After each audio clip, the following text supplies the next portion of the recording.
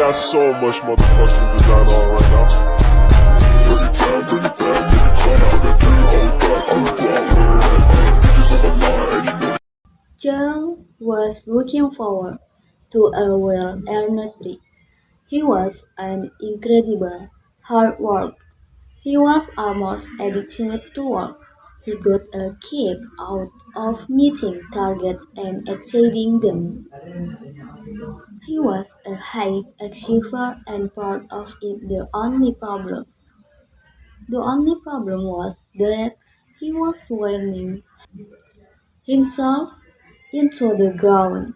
Not only that, but he was getting on the ice when it came to his relationship with his wife, Dana. Dana was a pharmacist and worked at the tile house. She realized her work and found great satisfaction in helping and advising people as much as you could. Of course, like enjoy job it come with its frustration, but overall, she enjoyed her work and the sociable working hours. Diana treasured her weekend doing exciting new things with her friends and when he was free from work commitments. Joel. The difference between Joel's and Diana was that Joel's life to work and Diana work to life. For Diana, it was imperative. It was imperative that she enjoy her free time.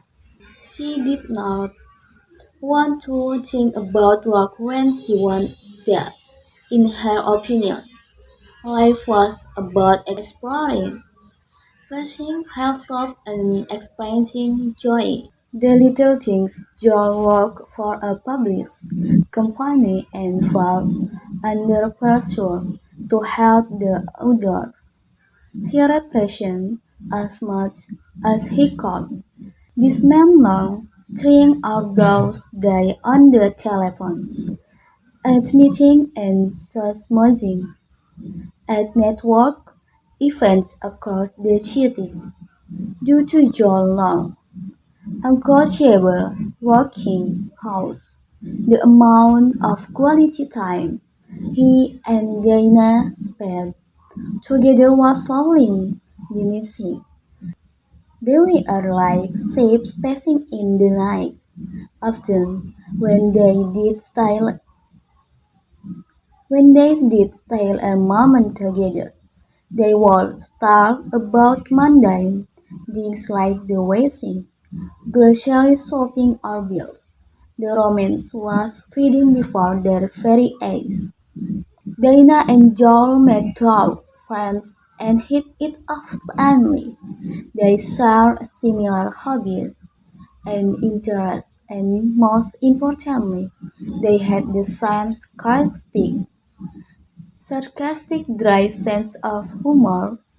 They met each other out with laughter had disappeared in recent months as work had consumed Joel's life. Diana had tried to speak to him about it but he didn't see a problem.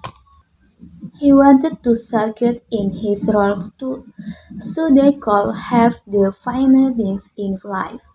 But Diana was interested in that. Diana wanted to earn enough money to do fun things and spend quality time with the people she loved.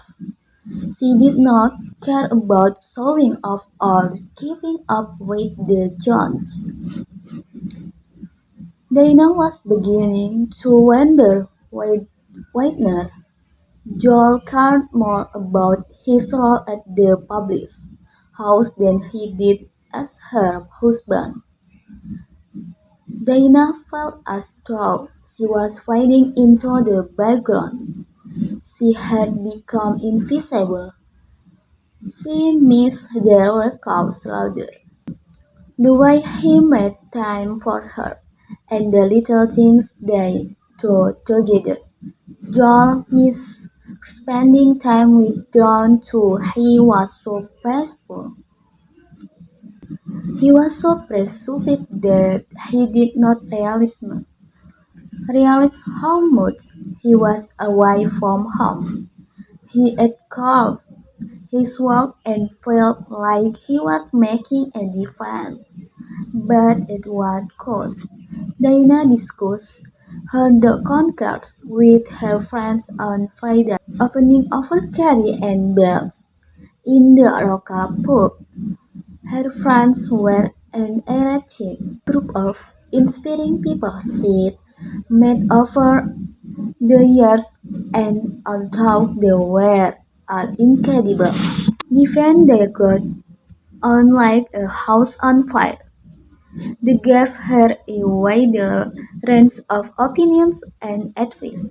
In the end, she just had to follow her gut interest, and that was to tell the truth. How confrontational it was the right thing to do.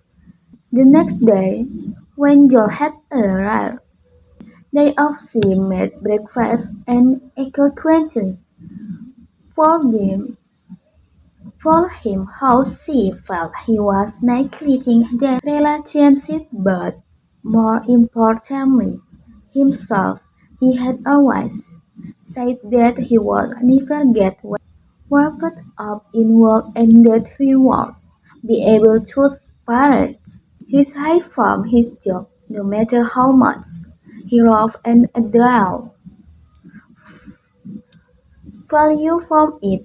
Realization suddenly dawned on Joel that he had become all-consumed by money. Yes, he did want to help his client, but he had become greedy. He went to more commission and a higher status at work. He sadly felt harassment. He had jumped on the hamster wheel of work life and forgetting some of these core values. He took a step back and reevaluated what he had been doing. He did not want to lose the awe of a keen relationship that he shared with Diana. He concluded that he could still be a hard work, but that did not have to jeopardize the good things in his life replaceable to Diana and their family and friends. He was an integral part of their life, and they missed him. He took a step back and made time for himself, for Diana, and for his mental health. Work was one of his passions, but it didn't belong his life. His life was his friends, family, and Diana and his relation. It was high time they made them his priority again.